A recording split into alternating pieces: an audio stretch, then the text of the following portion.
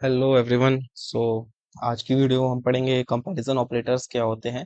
पिछली वीडियो में हमने पढ़ा था अरिथमेटिक ऑपरेशंस क्या होते हैं। ठीक है, तो आज की वीडियो हम पढ़ेंगे कंपैरिजन ऑपरेटर्स।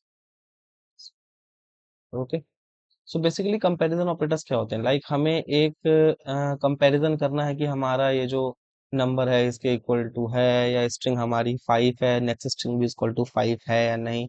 ओके, तो चलिए स्टार्ट करते हैं, आपको कोड के साथ साथ समझ आ जाएगा कंपैरिजन ऑपरेटर्स क्या होते हैं। तो कंपैरिजन ऑपरेटर्स होते हैं ऑलमोस्ट 6 टाइप्स के। वन इज, कमेंट डाल देता हूँ, इक्वल टू।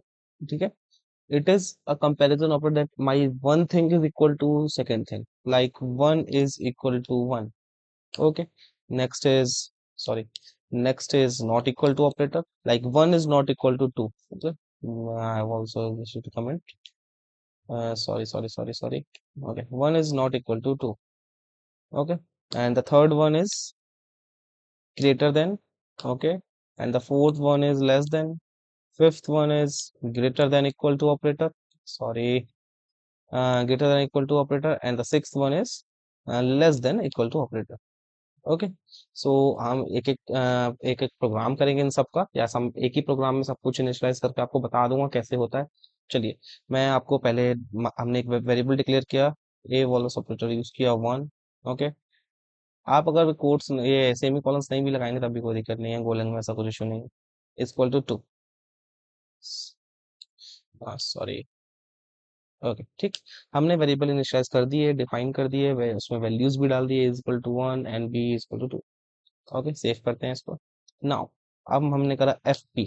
ओके, अब हमें चेक करना है क्या ए इज इक्वल टू बी है। ठीक है, तो हमने करा पहले हम करते हैं A is equal to B.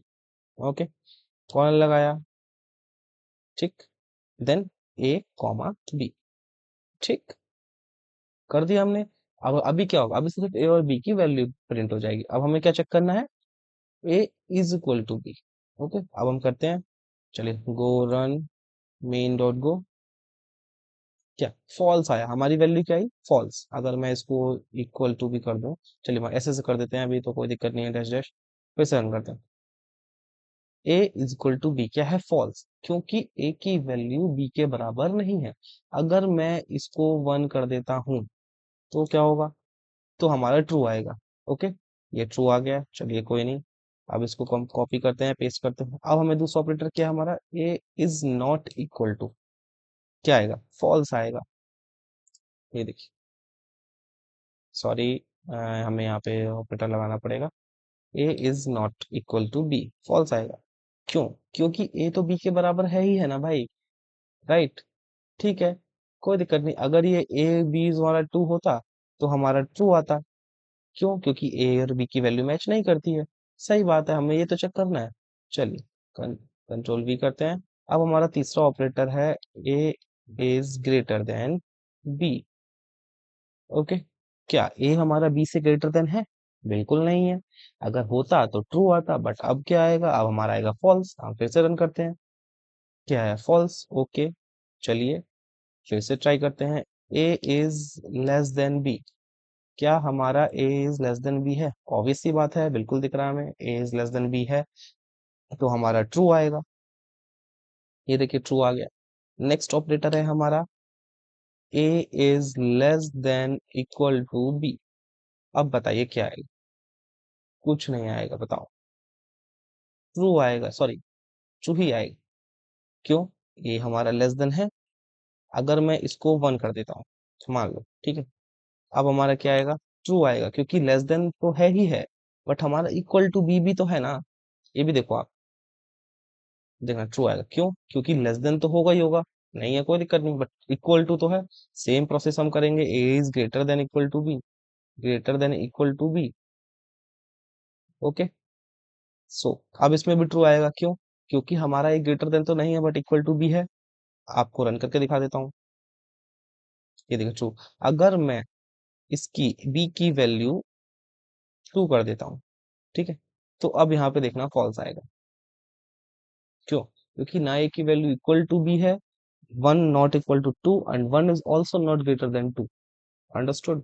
तो ये था हमारा कंपैरिजन। तो कंपैरिजन ऑपरेटर बहुत इजी होते हैं, ये सब ऑपरेटर्स तो यार बच्चों का खेल है, ये चीज आपको तब काम आएंगी जब आप प्रोजेक्ट्स बनाएंगे, क्योंकि ये चीज क्या होता है ना, अब बच्चे जो होते हैं वो पढ़ते नहीं है इसको, आगे जाके इग्नोर मार देते हैं ऑपरेटर्स को, फिर वो गूगल पे सर्च करते हैं यार कंपैरिजन ऑपरेटर्स कैसे क्या है ना, असाइनमेंट ऑपरेटर्स क्या होते हैं।